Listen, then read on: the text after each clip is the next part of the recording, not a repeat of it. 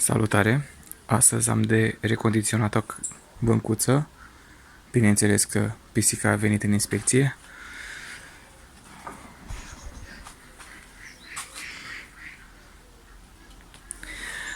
Așa.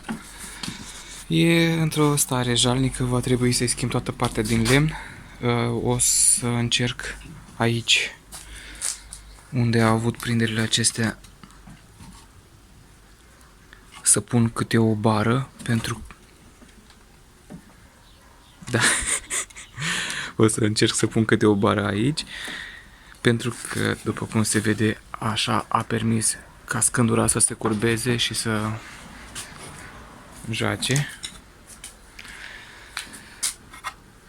Aici nu știu cum să o prind exact, probabil o să îi dau o gaură în cap și o să pun alte lemne. Bineînțeles, tot lemnul va fi schimbat, voi tăia șuruburile astea ca să scap rapid de ele. O să curăț rugina, voi vopsi cadrul și după aceea voi veni cu lemnul. Cam așa arată acum. Și o să vedem cum va arăta la urmă.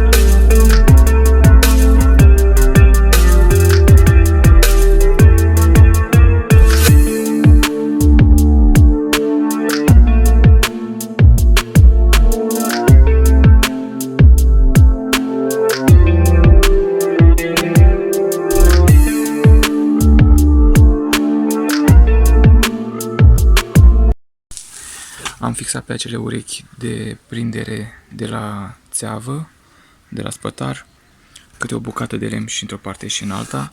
Aici a fost un pic mai înclinate spre interior și mi-a rămas un pic de spațiu între țeavă și scândura pe care am pus-o. Iar aici s-a lipit foarte bine. Da.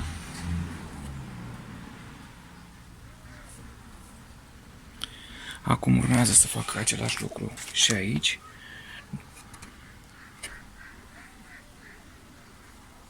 O să pun câte o bară de lemn aici și în partea cealaltă și voi fixa scândura pe ele, eventual și la mijloc una, ca să nu se răsucească în timp lemnul. Bun, ca să lipesc scândurile bine de cadru, am făcut aceste bucăți de lemn cu degajări cât e cornierul, să vină aici la nivel, la fel și aici, și bineînțeles că asta e un pic mai scurtă și nu este fixată, dar tot la nivel e. Când o voi prinde, va rămâne blocată aici.